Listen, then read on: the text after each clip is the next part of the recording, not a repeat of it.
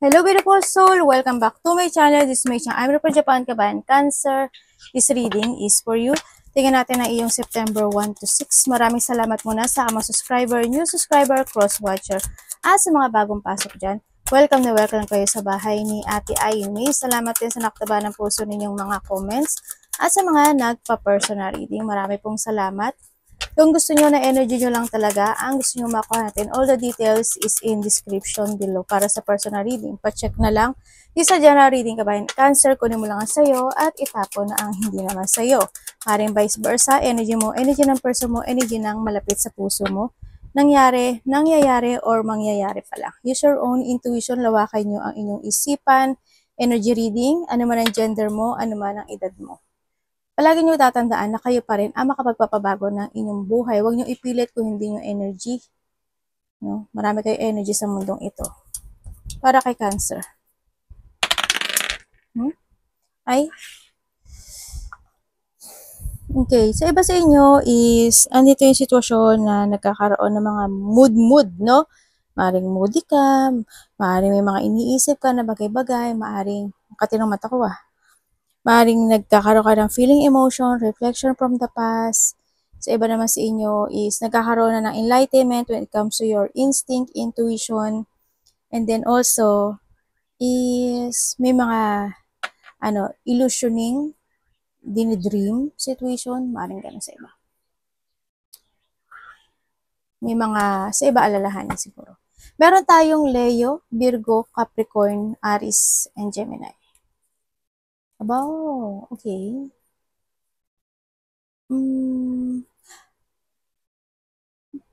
Nandito yung sitwasyon na may mga bagay na uumpisahan mo or thinking about to start, or may mga bagay din na iintindihan or maiintindihan mo na at tatapusin mo yung bagay na yun. May ending, kung may ending, may start. Ganon. Sa iba sa inyo. It's more on maturity ang nakikita ko sa'yo dito this time. Sinakita ko, siguro it's more on mature or mas more ka magiging mature this time. Makakaramdam ka ng peace of mind also sa ibang aspeto ng buhay mo. Pero it's more on enlightenment kasi, no? May mga mag-open, no? Sa'yo. Yan. May malalaman kang katotohanan. There's a success and victory. Merong positive outcome coming at may malalaman ka raw katotohanan. Siguro sa sarili mo, malalaman mo na kung ano yung pupukusan mo, kung ano yung purpose na gagawin mo, kung ano yung i-main concern mo. Pagbabalik also ng sigla, yung sa iba sa inyo, no, sa nakikita ko dito. Sa iba sa inyo is there's a journey ako nakikita sa inyo. Change. May journey change ako nakikita sa iba sa inyo. Meron ding travel. Siguro nag-iisip ka ng travel, gusto mo mag-travel, o may mga pag-uusapan when it comes to traveling, no, sa iba sa inyo. Meron din sinasabi na vehicles, maraming klaseng vehicles, pwedeng motor, basta may gulong, no. Hindi ko alam kung bibili ka ng vehicles, kung papagawa ka ng vehicles, may pag-uusapan related to vehicles, mga ganun sitwasyon. And then, may shifting na magaganap sa iba, no? Magkakaroon ng shifting. Pwedeng sa work, profession, magkakaroon ng settling down or pagbabalik na tibay ng loob mo. There's also the stability at may isang bagay, isang sitwasyon sa buhay mo na it's pang long lasting. Yun na nakita ko. Pwedeng halimbawa gusto mo na mag-start at mag-settling down sa business na to, sa trabaho na to, sa place na to, sa country na to. Pwedeng ganun. Or meron ka nang ginagawa at magkakaroon na siya ng successful or okay ka na doon. Pwedeng ganun sa ibang sitwasyon. May retirement ako nakikita. Hindi ko alam kung ikaw ay magre-retire pwedeng sa relasyon, pwedeng sa trabaho, or for something, or someone is may retirement. Ako nakita, pwedeng magulang mo, pwedeng may matanda rin kasi ako nakikita dito. Pwede yun. When it comes kasi sa pagiging matanda, or sa iba naman sa inyo, is hindi man kayo ganun katanda. It's more on maturity thinking. Yun. Nakikita ko sa iba. Iba sa inyo mabait. Hindi lahat, pero mabait. Parang alam mo yung inangat ko, tapos meron akong, inangat ko yung kasi, tapos kinat kong ganun. Alam mo yun? Pwedeng, kasi siyempre, ang naman lahat tayo mabait, di ba? Siyempre meron tayong mga, meron tayong mga impokrita part. Diyos ko naman, magpakatotoo tayo, no? O, ganun. Yung iba, yung, pwede din, yung matandang yun, mabait siya, no? Sa nakikita ko dito. Basta merong babae, pwedeng lalaki, basta mabait siya. Pwedeng this person is in a distance, pwedeng nasa ibang bansa, pwedeng nasa ibang baryo, nasa ibang, hindi kayo, hindi kayo, hindi kayo sa isang bubong, ganun. Yun ang nakikita ko dito. Energy ni Cancer. Pwede ba dito maglalayag kayo sa tubig o may mga pupuntahan kayo related to a water? Pwede nangyari na or magaganap pa lang. Ganyan. Sasakay kayo ng barko, bangka, or pwedeng basta related siya sa water. Pwedeng pool, beach, mga ganyan. Energy po ni Cancer. Or thinking. Ano po to universe? Energy niya. Okay.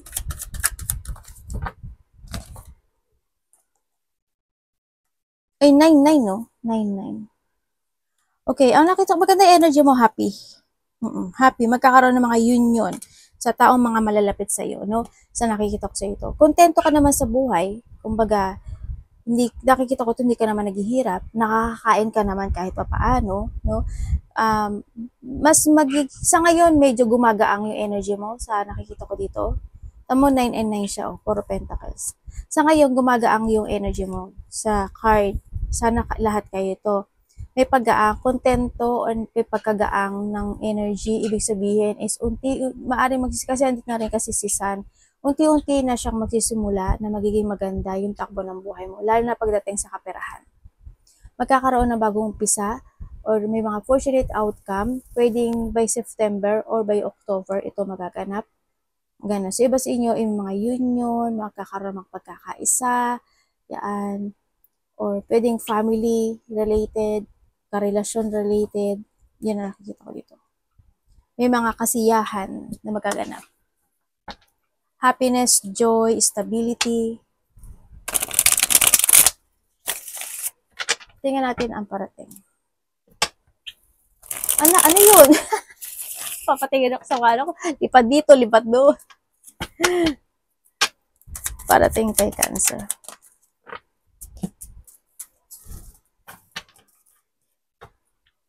Ano po ito, universe? Anong ibig mong sabihin?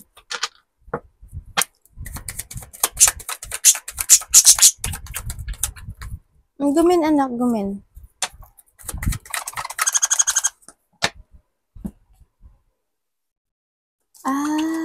Okay. Merong tao, nagkakaroon ka ng chaos eh.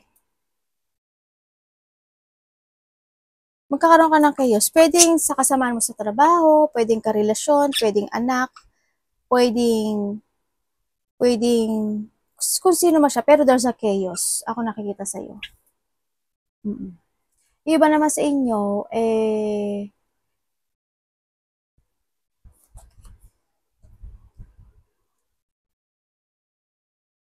may tao kasi dito na sarili lang niya iniisip niya.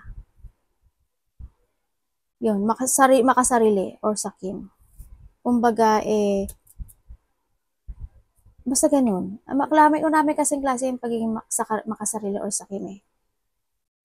Yun. Kumbaga siguro, iniisip niya lang yung sarili niya, bahala ka sa buhay mo, ganyan. Wala akong pakialam sa, alam ba, sa trabaho, di ba? Parang, okay tayo na nasa trabaho tayo. Pero deep inside, hindi kita gusto. Trabaho is trabaho. Pwedeng ganun sa iba. Sa iba naman sa inyo, ay, baluga. Gulat ako sa'yo, anak. Baluga ka talaga. Is hindi stable. No, may isang bagay o isang sitwasyon into your life, ang ingin ng anak ko, no, hindi siya stable. Sana hindi lahat kayo. Parating din sa'yo, collaboration. Yan, may mga collaboration, partnership, dealing, ganyan. may imbalance ka rin no? May imbalance situation. Pwedeng, when it comes sa money, mas marami ang lalabas o may paglabas na pera. Ganun. Kasi may imbalance ka nga.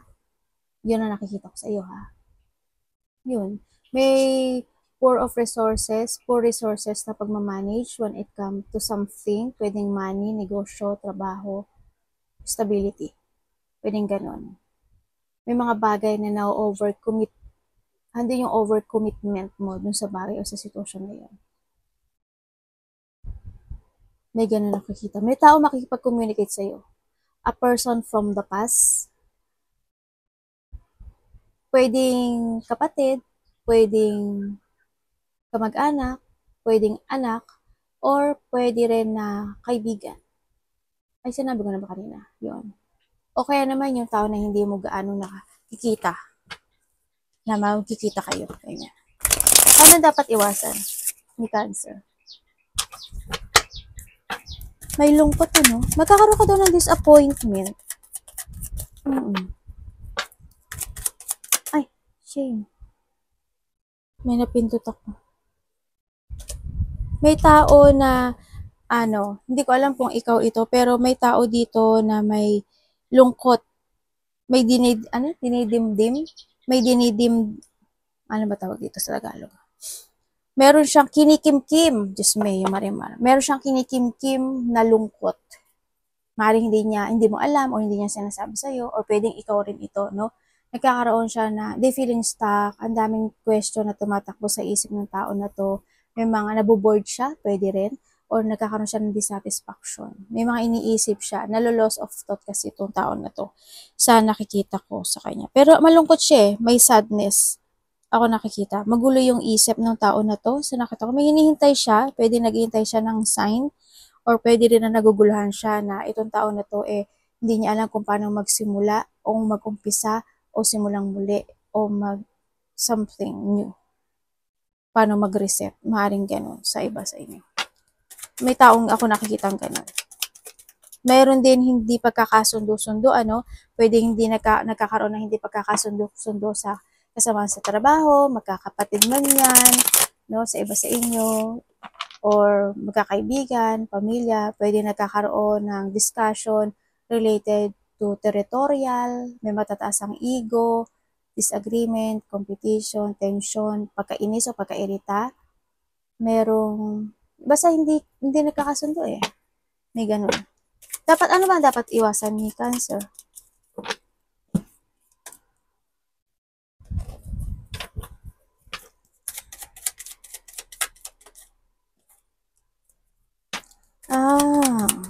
Okay. Dapat mong iwasan. Siyempre, yung hindi ka makinig sa payo ng iba. Isa yun. No? Iwasan mo yung pagiging, is not too careful when it comes sa pagsasalita. Yung pagiging straight to the point na hindi mo napapansin kung ano yung katotohanan or hindi. Yun, iwasan mo yun. Kasi pwede kasi na pwedeng makasagasa ka, pwedeng mali pala yung sinasabi mo, pwedeng may masaktan. Ganun, no? Iwasan mo rin yung is not to see the fact before ka magsalita, before ka mag-action, before ka mag-decision making. Iwasan mo mawalan ng pag-asa, iwasan mo magkaroon ka ng lack of clarity, bulol si ate, magkaroon ng self-doubt, or mapanghinaan ng loob. Iwasan mo yung hindi ka magkaroon ng transformation when it comes sa sarili mo. Sa lahat ng aspeto ng buhay mo, it's time to transform. May mga bagay na kailangang i-let go, may mga bagay na kailangang abandonahin. Siyempre, kasi handito yung sign na ibinibigay sa iyo. Maari may mga naganap in the past na hindi naging maganda at isa yun sa nagiging sign o naging sign para ikaw mag-wake up or mag-transform. Maaring ganun sa iba sa inyo, no? And then, siyempre, siguro iwasan mo yung hindi pagiging friendly. Isa yon. Alam ko na friendly naman kayo. Pero yung, iba Iba-iba kasi tayo, iba-iba kasi, no? Meron kasing, my friend is only my friend. Ikaw, bahala kayo. Mahirap kasi magsalita eh, di ba? Pakikialaman ko pa ba kayo, di ba? Pero nasa iyo yan. Yan, iwasan mo yung pagsisinungaling, syempre, sinungaling, or trouble, or yung mga taong gano'n ng ugali, or yung hindi makapag-cooperate, or yung mga taong ayaw makapag-cooperate, basta palaging vice versa tayo, or iwasan mo yung pagiging hot temper, or madali kang magalit, maging masungit, lalaki o babae, or yung mga taong gano'n na ugali. Iwasan mo yun. Yung sa'yo magsusumula yung away o gulo, iwas ka doon. Or sa mga taong gano'n na naghahanap ng gulo o away. Siyempre sa'yo, wag ka rin gano'n. Palagi mong iisipin yung the fact ng sitwasyon. No? Bago ka magsalita, magdesisyon, mag-action. Love. Love sa lahat, kapatid, anak, magulang, karelasyon, kaibigan, pamilya, kung sino man yan.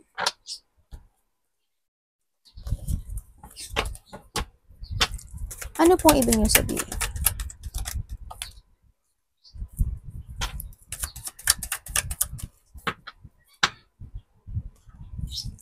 Okay, when it comes sa love.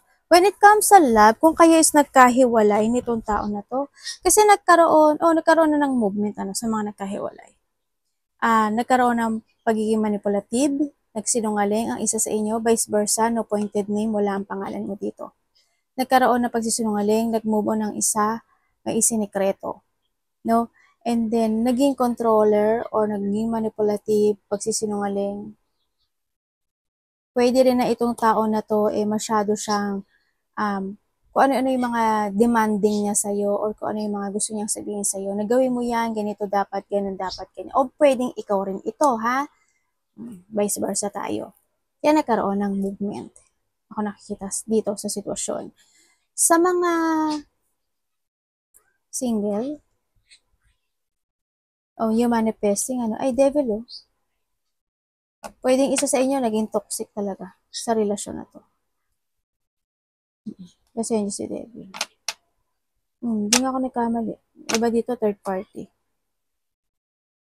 Okay, dito sa sitwasyon, sa single, maybe yung manifesting, pero ingat pa rin kahit pa paano, kasi basta mag-trust ka palagi sa intuition mo, alamin mo palagi kung siya is may karelasyong iba.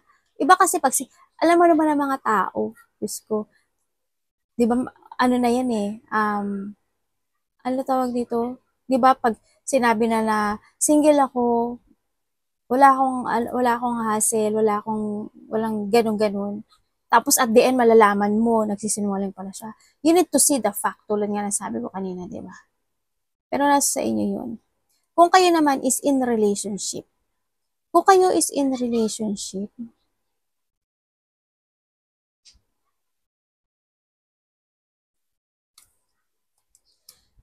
kung kayo is in relationship, ang hirap nito kasi isa sa inyo nagsisinungaling.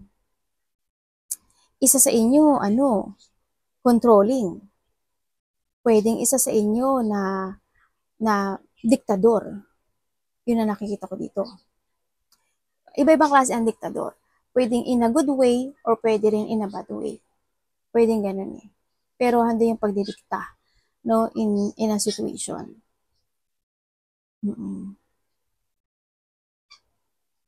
Maaring isa sa inyo is nagkakaroon ng lihim or may lihim.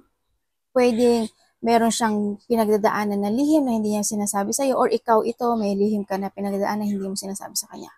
Or pwede naman sa iba is in this relationship is may something lihim na nagaganap o nangyayari na hindi mo alam. May lihim. Ako nakikita. Huwag niyo ipilit kung hindi sa inyo yan.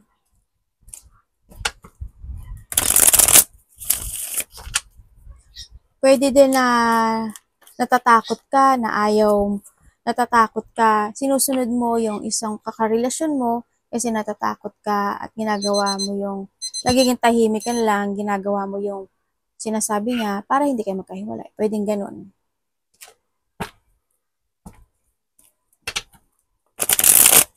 Cancer. Or vice versa.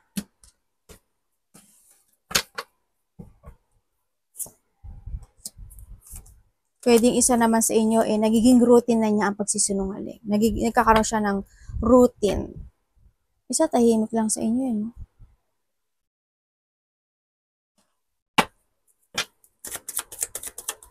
Iba sa inyo, may malalaman kayong katotohanan, ha? Ay, nasabi ko na pala yun. Ay, ito. May opportunity na darating sa'yo. Ay, devil again. Diyos mayo. May mga bad habit pa kayo? Ba't may taong nagkaano dito na makarma ka? O baka ikaw to, ha? Huwag kang mag-iisip ng masama sa kapwa mo dahil tatandaan mo, naku po, 10 times, baka 100 times pa sa iba, bumalik sa iyo yan. Magbubumirang yan. Yun na palagi yung tatandaan. Kahit yung thought lang, kahit yung thinking lang sa isang tao, naku po, sama yun. Sabi ko sa inyo babalik yun. Promise. Maniwala kayo sa karma. Di bali kung sa iyo tatama yung karma. Paano kung sa anak mo, o sa kapatid mo, o sa magulang mo, napakasakit no? Yun ang pinakamasakit sa lahat. Diba? Kaya, you need to be very careful. Ha? Huwag mong pag-iisipan din na masama yung kaaway mo. Okay, dito sa sitwasyon mo, may hingi sa'yo ng tulong related to a money. Or may bibigyan ka ng tulong related to a money sa iba sa inyo. There's a new beginning happen sa iba sa inyo. Andito rin yung maaring iba sa inyo is may papasok na pera o may magbibigay sa inyo ng pera o may pagbibigyan ka ng pera. Also, yung iba sa inyo is nandun kayo sa thinking na advantage na maaari nagsisave na kayo ng money for the future or you need to save money for the future. May mga manifestation kayo dito na umaasa kayo na magkakaroon ng magandang resulta doon sa sitwasyon na yun. Sa iba naman sa inyo, when it comes to a new beginning, pwedeng new beginning of bagong trabaho, bagong project, or bagong creation, situation, or idea to, no? Sa iba naman, pwedeng kung nasa trabaho kayo, pwedeng pang umaga, pang gabi, pang tanghali, vice versa yun. Or pwede naman na section 1, section 2, section 3, malilipat ka. Yun na nakikita ko sa iba.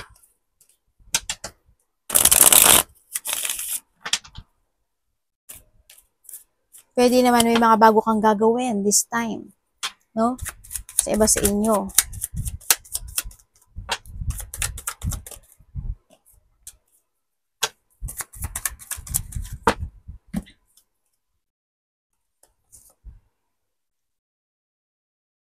Okay.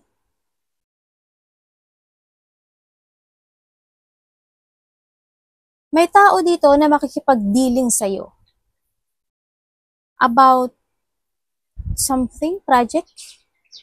Yun, may tao makipag-deal sa'yo. Pwedeng makikipag-partnership or may pwedeng ka-partner mo na siya tapos magkakaroon kayo ng plano. Pwedeng gano'n. Related siya sa money, related siya sa project, or related siya for something na ikaka-excite mo. Ganyan. Or exciting. Or there is something planning na related to travel, adventure, paring ganon, mga pag-uusapan. O kaya may mga aralin ka to growth. Yan na nakikita ko kayo sa iba sa inyo. Yun na nakikita ko sa iba sa inyo. Magte-taking a risk ka daw o you need to take a risk ang sinasabi dito. Pero you need to be very careful, no, sa lahat ng aspeto ng buhay mo. Sa mga tao rin na sa mga plano, very careful. Sa mga tao makakasalamuha mo, collaboration, or sa mga tao na makakadiling, you need to be very careful din. Yun na nakikita ko sa iyo dito. Yan, may mga collaboration, partnership, dealing situation ako nakikita sa iyo. May taong gustong bumalik. May tao na gusto niyang bumalik, gusto niya ng partnership, or gusto niya ng connection sa iyo. Ang nakikita ko sa kanya is nagkakaroon siya ng doubt dun sa sitwasyon. parang ando siya sa sitwasyon na kailangan ko bang kumunik, kailangan ko bang ganito, kailangan ko bang makapag-partnership, kailangan ko makapag-dealing, kailangan ko bang kausapin. Nandun siya sa doubt situation. Nagkakaroon siya ng thinking of two path or thinking about the decision making dun sa point na yun. Pero gusto niyang kausapin or bumalik sa'yo. Parang ganun nakikita ko. Sa iba sa inyo. May taong ganun. Pwede rin na ikaw yan, ha?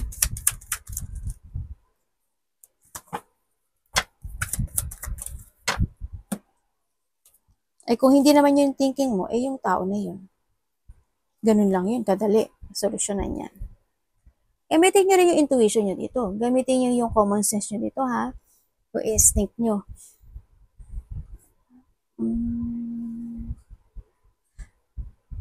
In your situation is you are more on focusing to develop or to improve something into your life. Meron ka daw pagbibigyan ng isang hard work, effort, and commit. Magpo-focus and commit ka doon sa bagay na yun, ano, sa nakikita ko dito. Pwedeng sa sarili mo, pwedeng sa trabaho mo, pwede sa stability mo, pero may pagbibigyan ka doon ng hard work and effort.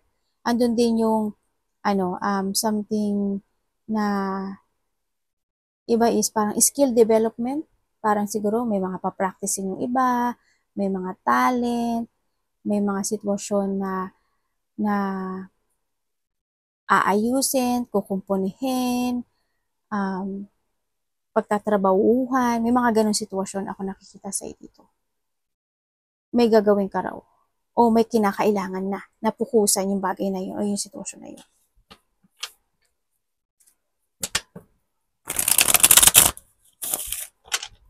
Iba dito, there's a pride. No? Maaring may taong ma-pride. Ako nakikita dito. Or because of the pride, ayaw niya na masapawan.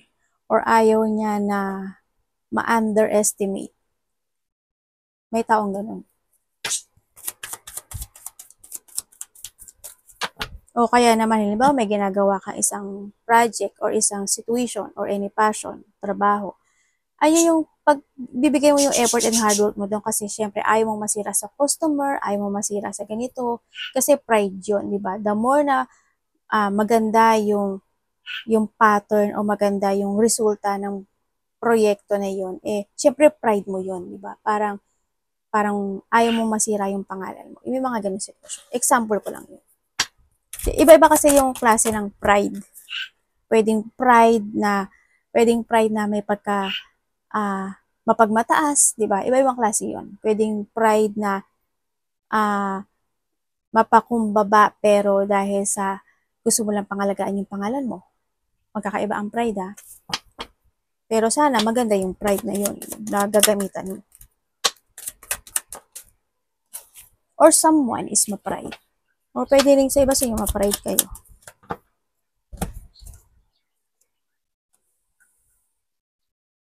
O yung nagkakaroon ka ng mga bagong plano pero hindi mo alam kung saan ang iyong direksyon. Yan. Maybe you're thinking about something manifestation na sana dumating na siya or ibigay na sa'yo ni universe. Pero sabi dito, make a plan, make a new horizon, and take it action. Ang sinasabi dito. May gustong humingi ng tawad, dito. May mangungutang ata sa'yo or may pagbibigyan ka ng pera. May makaka-receive ka daw ng gift. Cancer. Or ikaw ang bibigyan ng gift. Vice versa. Hindi ba sumasakit? Hindi ba nanakit in the past yung likod mo? Masakit ba yung likod mo? May sakit ka ba sa likod? Or someone?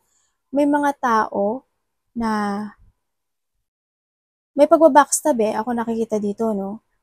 Ibig sabihin, sana hindi ikaw ito na magbabackstab ng tao, pero may backstabbing ako nakikita dito. And then, merong tao na, kasi there's a deep one, pain, sadness, situation, ako na nakikita dito. May mga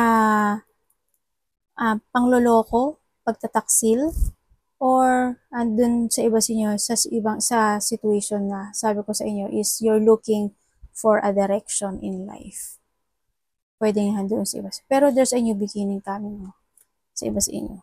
Ibig sabihin, may mga bagong plano, bagong idea, bagong gagawin, your jump to your fashion, and may mga outgoing situation, fun situation, pagbabalik ng confident, and basta mag-action ka lang daw. New horizon and new beginning is coming. Arigato namaste, God bless.